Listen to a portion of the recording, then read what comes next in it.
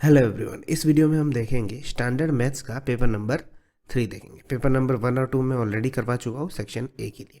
अब हम इसमें थर्ड का सेक्शन ए देखेंगे।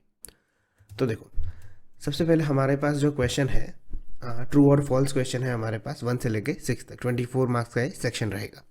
फर्स्ट क्वेश्चन देखो, if 2 is one of the zeros of the polynomial given equation then k is equal to 14। अगर 2 जीरो है इस इक्वेशन का, तो हम इस इक्वेशन में 2 की वैल्यू रखेंगे तो p ऑफ 2 जीरो हो जाएगा।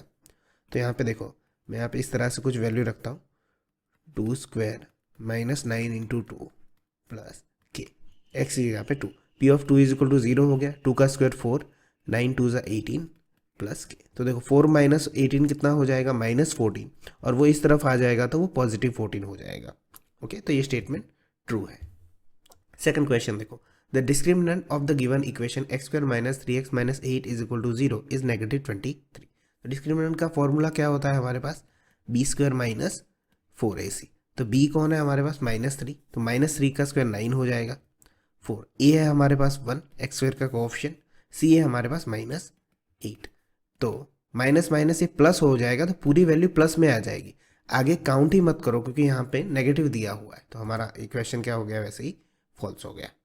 थर्ड देखो, the mean of first K natural number is k plus 1/2। देखो मीन के लिए फॉर्मूला क्या है हमारा, addition of all number divided by total numbers. Okay, तो हम सबसे पहले यहाँ पे क्या लिख सकते हैं मीन के लिए, मैं यहाँ पे x बार लिख लेता हूँ, 1 से लेके k तक के नंबर का एडिशन है। ठीक है, और टोटल नंबर कितने, k नंबर्स है। ओके, तो अब हमें यहाँ पता होना चाहिए कि 1 से लेके k तक का एडिशन होता कितना है। ठीक है, तो उस तरह से हम 5th चैप्टर का इस्तेमाल कर सकते हैं इसमें, सीरीज का, सीक्वेंस एंड सीरीज के लिए। तो देखो 1 + 2 + 3 + k, तो यहाँ पे a हमारा क्या है, 1 है, d हमारा क्या है, 1 है, और लास्ट हम an हमें दिया हुआ है k। तो हम SN निकाल सकते हैं, या an को हम l भी कहते हैं। SN is equal to n/2, यानी कि हमारे पास n की जगह पे k है। ओके, तो k/2 a plus l, a हमारे पास 1 है और l हमारे पास क्या है, k। तो मेरे पास क्या फॉर्म एडिशन क्या आया, k 1 + k नीचे 2 और इंटू ये k तो था ही। ओके, तो k कैंसिल हो जाएंगे, तो मेरे पास क्या बचेगा, मीन 1 + k/2, जो कि हमें दिया हुआ है k + 1/2। ये स्टेटमेंट ट्रू होगा। फोर्थ वन देखो, √1 + cot square into cos square is equal to cot theta. ठीक है, तो इसके लिए हम देख लेते हैं सॉल्यूशन पूरा। हम cot स्क्वायर को कैसे लिख सकते हैं, 1 + cot स्क्वायर को हम cos theta by sin theta लिख सकते हैं। अब दोनों का हमें यहाँ पे स्क्वायर करना होगा क्योंकि यहाँ पे स्क्वायर दिया हुआ है, और दोनों के मल्टीप्लाई में बाहर क्या दिया हुआ है, cos स्क्वायर थीटा दिया हुआ है। ठीक है, तो अब हम यहाँ पे ये करते हैं, आगे देखते हैं। अब यहाँ पे sin थीटा का LCM ले लेता हूँ मैं, यानी कि sin square theta plus cos square theta हो गया, और नीचे sin स्क्वायर अभी भी बचा है, और इंटू cos स्क्वायर थीटा दिया हुआ अंडर में। sin square plus cos square क्या हो जाएगा, 1 हो जाएगा, इंटू यहाँ पे क्या है, cos स्क्वायर थीटा और नीचे sin स्क्वायर थीटा। अब cos थीटा अपन sin थीटा क्या होता है, cot थीटा होता है, और यहाँ पे क्या होगा, cot स्क्वायर थीटा होगा क्योंकि दोनों स्क्वायर में, तो ये क्या हो जाएगा, रूट निकल जाएगा, तो cot थीटा। ठीक है, तो ये स्टेटमेंट कंप्लीटली ट्रू है। फिफ्थ देखो, pi is a rational number. Okay, तो ये स्टेटमेंट फॉल्स है, pi is a irrational number, ये आप क्लास 9th में सीख चुके हो। 6 देखो, pair of linear equation 5x - 15y is equal to 8 and 3x - 9y is equal to 24/5 has infinitely many solution. तो देखो, सबसे पहले इन्फिनिटली मैनी सॉल्यूशन की हमें कंडीशन पता होनी चाहिए, a1/a2 is equal to b1/b2 is equal to c1/c2। अगर ये कंडीशन वेरीफाई करता है तो ये ट्रू है, अगर नहीं है तो ये फॉल्स हो जाएगा। तो देखो, सबसे पहले मैं 5 को यहाँ पे ले लेता हूँ इनको सेकंड इक्वेशन के लिए। तो मेरे इक्वेशन कुछ ऐसे हो जाएंगे, 5x - 15y, मैं 8 को इस तरफ ले लेता हूँ -8। ओके, ताकि a1 b1 और c1 मिल जाए अच्छे से। अब 5 3 ज़ा नीचे वाले इक्वेशन को देखो, 15x - 5 9 ज़ा 45y, 24 को भी मैं इस तरफ ले लेता हूँ, तो -24 इज इक्वल टू 0। अब देखो a1/a2 देखो, 5/15 क्या हो जाएंगे, 1/3, 15/45 यानी माइनस में माइनस माइनस कैंसिल हो जाएगा, वो भी 1/3 हो जाएंगे, और 8/24 तो वो भी 1/3 हो जाएगा, यानी कि ये कंडीशन वेरीफाई हो रही है, तो ये स्टेटमेंट क्या हो जाएगा, ट्रू हो जाएगा। नेक्स्ट क्वेश्चन देखो, 7 से लेकर 10 तक जो MCQs है। For a given frequency distribution generally mode minus median is equal to blank median minus mean. अब देखो, पहले आपको प्रॉपर फॉर्मूला इसका पता होना चाहिए, तो इससे इजीली हो जाता है। प्रीवियस पेपर में इसको ही ट्विस्ट करके पूछा गया हुआ है, उसको आप देख सकते हो अच्छे से। तो सबसे पहले मैं किस तरह से याद रखता हूँ इसको, मैंने कुछ इस तरह से आपको याद रखवाया, 3 2 1 प्रॉपर फॉर्मूला। पहले 3 और 2 के बीच में पहले इक्वल टू कर दो और 2 और 1 के बीच में प्लस। अब हमारे पास तीन ही नोटेशन है, मोड का z है, मीडियन का m है और मीन का x है। अब अल्फ़ाबेटिकली लिखो इनको सबसे पहले। इन तीनों में अल्फ़ाबेटिकली कौन सबसे पहले आता है, तो यहाँ पे लिख दो मीडियन, उसके बाद x मीन और उसके बाद z। ये परफेक्ट फॉर्मूला है हमारे पास, ठीक है। 3 median is equal to 2 mean plus mode. अब देखो इसको अब सेट करते हैं हम इसे 1 बाय 1। एक काम करो, ये जो ABCD ऑप्शन है वो इसमें पुट करके देख लो। पर अगर थोड़ा दिमाग लगाओगे, यहाँ ब्लैंक है और उसके साथ मल्टीप्लाई में मीडियन माइनस मीन है, तो देखो मीडियन के साथ क्या होना चाहिए, डेफिनेटली 3 होना चाहिए, और मीन के साथ क्या होना चाहिए, 2 होना चाहिए। तो हम क्या करते हैं, 2 और 3 को ही प्रूव करके देख लेते हैं, दोनों में से आंसर कौन सा होगा। मैं यहाँ पे नोटेशन यूज़ करता हूँ, z minus M is equal to blank m minus x। तो सबसे पहले मैं क्या करता हूँ, मीडियन 3 रखने को ट्राई करता हूँ कि सही आंसर आता है या नहीं। Okay, z minus M is equal to 3m minus 3x होगा। अगर माइनस m इस तरफ आया तो 3m प्लस m कितने हो जाएंगे, 4m, जो कि हमारे ओरिजिनल इक्वेशन में नहीं आता है, तो इसे छोड़ दो, ये ऑप्शन गलत है हमारा जो हमने 3 रखा था। तो दूसरा कौन सा आंसर होगा, यही आंसर होगा, क्योंकि मीन के साथ तो 2 आना ही चाहिए। अब उसे चेक करने की ज़रूरत नहीं है एग्जाम में, मैं यहाँ पे करके दिखा देता हूँ, पर आपका टाइम सेव करने के लिए उसे आपको चेक करने की ज़रूरत नहीं है, वही आंसर होगा आपका, क्योंकि मीन के साथ तो 2 कंपलसरी आना ही चाहिए। चलो हम चेक करते हैं। Mode minus median is equal to blank था और मीडियन माइनस मीन। अब यहाँ पे 2 रख के चेक करो, z minus M is equal to 2m minus 2x। Minus M इस तरफ आ जाएगा 3m, माइनस 2x इस तरफ आ जाएगा तो 2x प्लस z, जो कि यही इक्वेशन है। ओके, तो ये आंसर हमारा क्या होगा, यहाँ पे 2 आंसर होगा, ऑप्शन बी। क्वेश्चन नंबर 8 देखो, 2 friends were both born year in 2000 CD. The probability that both of them have a same birth date is। अब देखो 2000 CD, तो सबसे पहले ये हमें देखना है ऐसे क्वेश्चन में कि ये लीप ईयर है या नहीं, ठीक है। भले ये कोई भी ईयर हो, तो जो हम 4 से डिविजिबल हो जाता है उसे हम लीप ईयर मानते, तो लीप ईयर में कितने डे होते हैं, 366। अब यहाँ पे क्या कहा है, 2 friends probability of the same birth date, एक ही दिन पे बर्थडे है उनका, तो 1 ही आएगा, 1 डे पे है तो 1/366। यहाँ पे सिर्फ ट्रिक ये है कि आपको पहले लीप ईयर है या नहीं वही आइडेंटिफाई करना है, तो इसका आंसर होगा 1/366। 9 देखो, P of A minus P of A bar is equal to 0.42, then P of A is equal to what. तो सबसे पहले देखो हमारे पास फॉर्मूला क्या है, P of A plus P of A bar is equal to 1, और हमें दिया क्या है, P of A minus P of A bar is equal to 0.42।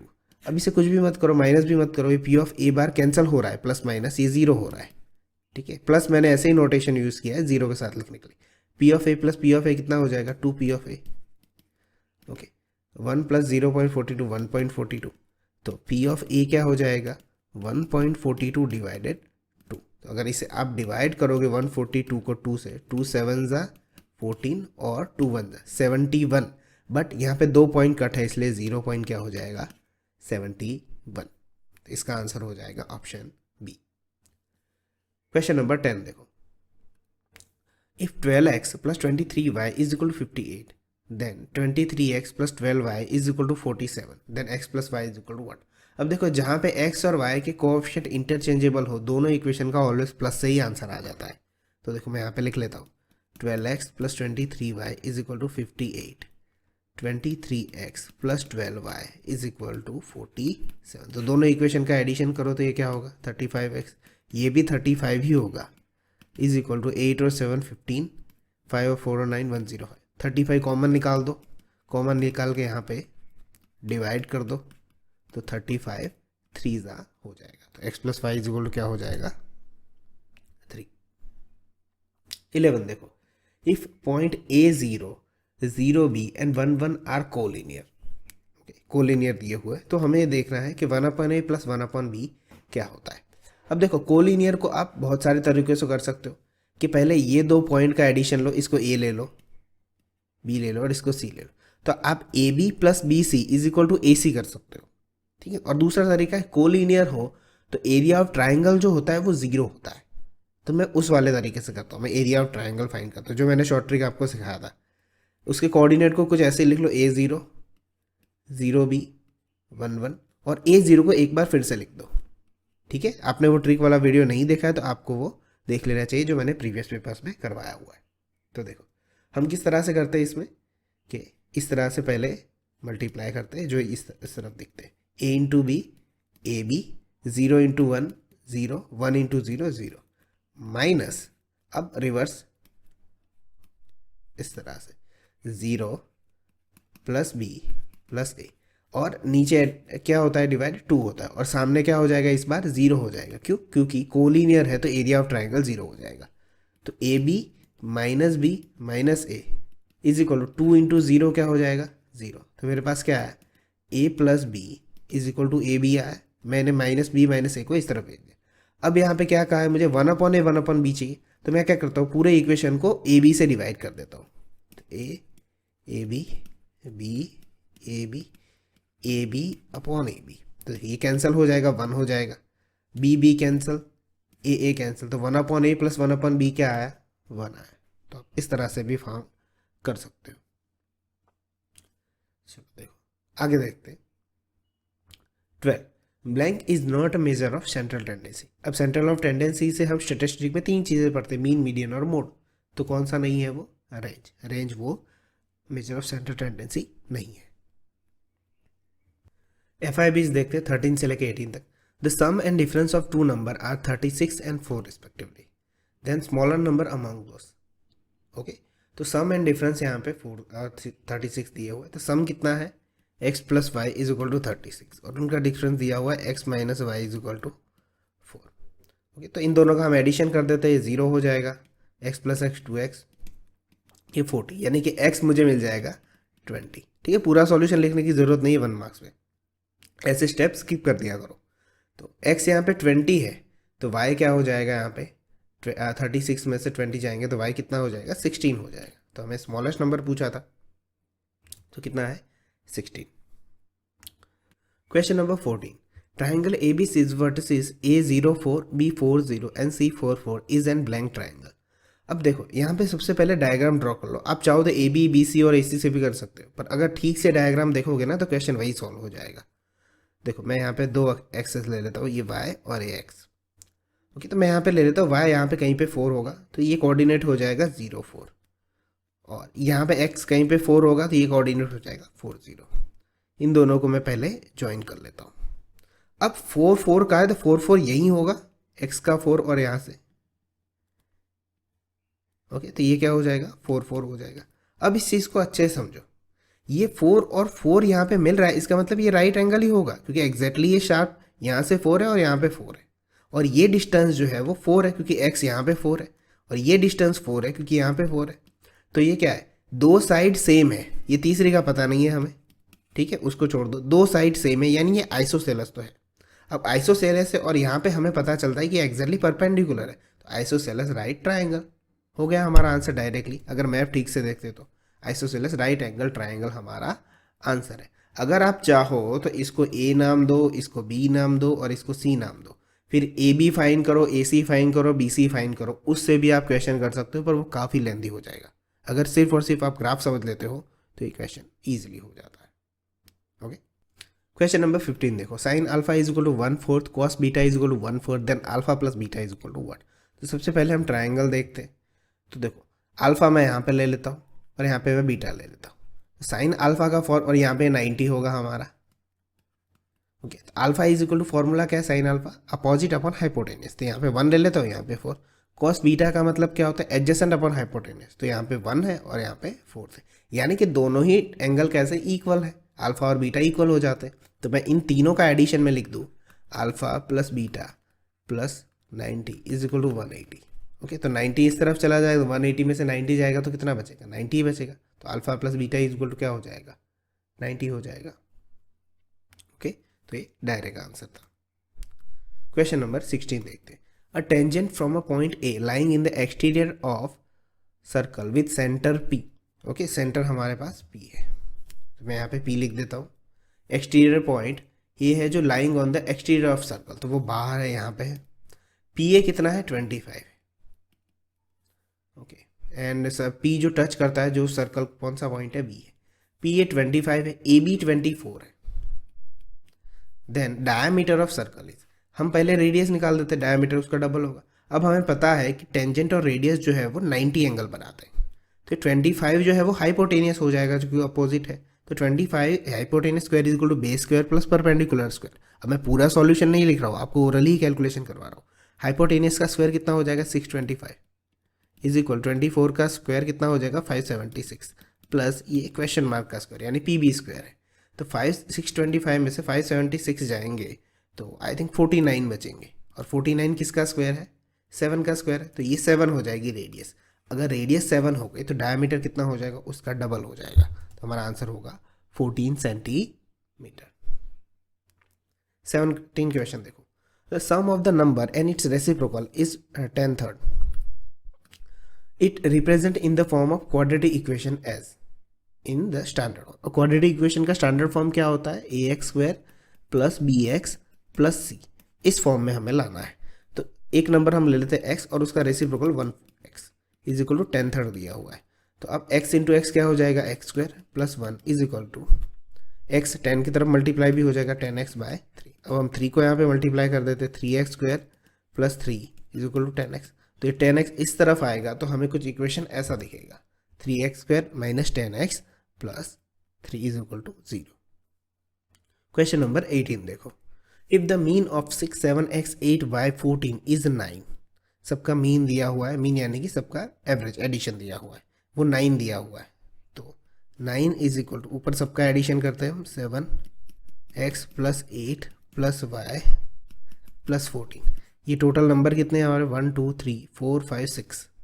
Okay, तो x प्लस 5 फाइन करना है, तो 6 यहाँ पे 9 के साथ मल्टीप्लाई होगा 54 इज इक्वल टू 7 प्लस 6 कितना हो जाएगा 13 और 8 कितना हो जाएगा 21 और 14 हो जाएगा 35 प्लस x प्लस y। 35 इस तरफ जाएंगे, 54 में से 35 जाएंगे तो 19 बचेंगे।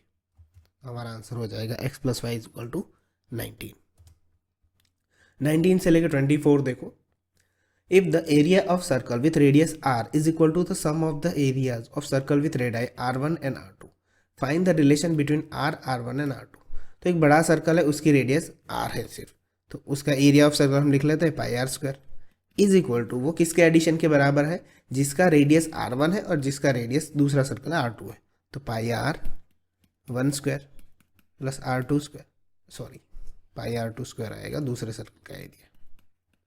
सब में पाई कॉमन निकलेगा, काट दो, यही इक्वेशन बचा हमारे पास, यही रिलेशन है, r square is equal to r1 square plus r2 square. बस इतना लिख देना है आपको, आपको मार्क्स मिल जाएगा। क्वेश्चन नंबर 20 देखो, if the radius of sphere increase by 10% by what percent does it volume increase. अब देखो मैंने इसका शॉर्टकट दिया था, पर बी केयरफुल, मैंने जो शॉर्टकट दिया है वो सिर्फ सर्कल के लिए दिया है क्योंकि उसमें पाई आर स्क्वायर आता है। ओके, रेडियस और डायमीटर का मैंने यहाँ पे शॉर्टकट का फॉर्मूला दिया हुआ है इस तरह से, ए बी बाय 100। अगर इंक्रीज होता है तो प्लस लिखना है, डिक्रीज होता है तो माइनस करना है। अब वो सर्कल के लिए दिया है, वो डायमीटर हो चाहे सर्कल हो, ये लिखोगे आपको डायरेक्ट आंसर मिलेगा। पर स्फीयर का फॉर्मूला क्या होता है 4/3 पाई आर क्यूब, तो इसमें 4/3 पाई आर क्यूब होता है, तो इसमें क्यूब है, तो इसके लिए सिर्फ एक चीज़ एक्स्ट्रा करनी पड़ेगी, आपको पूरा क्वेश्चन करने की जरूरत, फॉर्मूला यही अप्लाई होगा। तो देखो सबसे पहले हम निकाल देते हैं इसी फॉर्मूले से, तो 10 प्लस 10 प्लस 10 इंटू 10 अपॉन 100, तो 0 0 कैंसल, 1 1 ज़ा 1, 10 प्लस 10 20 और 20 प्लस 1 21। बट ये तो किसका इंक्रीज हुआ, सर्कल का हुआ, क्योंकि ये फॉर्मूला पाई आर स्क्वायर के लिए, ये 21% इंक्रीज। अगर सर्कल पूछते ना यहाँ पे स्फीयर हटा के तो वही डायरेक्ट आंसर 21 होता, बट यहाँ पे स्फीयर पूछा है। तो अब क्या करना है, नेक्स्ट एक स्टेप ऐसा ही करना है, देखो बस इस बार a के बराबर 10 ले लेना है और b के बराबर जो हम लेके आए वो 21 करना है। ठीक है, स्फीयर के लिए ये एक लाइन आपको एक्स्ट्रा करनी पड़ेगी। देखो 10 plus 21 plus 10 into 21 divided by 100, तो 21 प्लस 10 कितना हो जाएगा 31, 0 0 कैंसल, प्लस 2.1, तो 31 प्लस 2.1 कितना हो जाएगा 33.1%। तो ये हमारा शॉर्टकट से डायरेक्ट आंसर है। आप चाहो तो वो फॉर्मूला करके कर सकते हो 4/3 पाई आर क्यूब में 10% बढ़ा के फिर माइनस करके और सारी चीज़ें आप कर सकते हो। बट इस ट्रिक को अच्छे से समझ लोगे, क्यूब के लिए क्या होता है, स्क्वायर के लिए क्या होता है, तो आपको कोई दिक्कत नहीं होगी। ओके, तो हमारा आंसर होगा 33.1। 21 देखो, if number is selected random from the single digit natural number, find the probability that the selected number is multiple of 3। अब देखना इसे अच्छे से, number is selected at the random from single digit natural number. Single digit natural number कितने होते हैं, 1 से लेकर 9, जीरो मत काउंट करना, जीरो होल नंबर में होता है, तो टोटल आउटकम तो 9 हो गए। अब यहाँ पे क्या है, मल्टीपल ऑफ 3। मल्टीपल ऑफ 3 कितने हो, 3 2 ज़ा 6 और 3 3 ज़ा 9, 1 से लेकर 9 सिंगल डिजिट में ये 3 आते, तो 3/9 क्या हो जाएगा, 1/3, जो कि हमारा आंसर होगा। 22 देखो, find the probability that Arya score 45 marks in 50 marks test. तो सबसे पहले टोटल मार्क्स क्या होंगे उसके, 51 होंगे। ये मैंने पहले ही आपको अंडरस्टैंड करवा दिया है कि जितने भी मार्क्स का टेस्ट हो उसको 1 प्लस करके वो टोटल आउटकम होते हैं। क्यों, क्योंकि किसी बच्चे के 0 भी तो मार्क्स आ सकते हैं, इसलिए 51 हो जाएगा।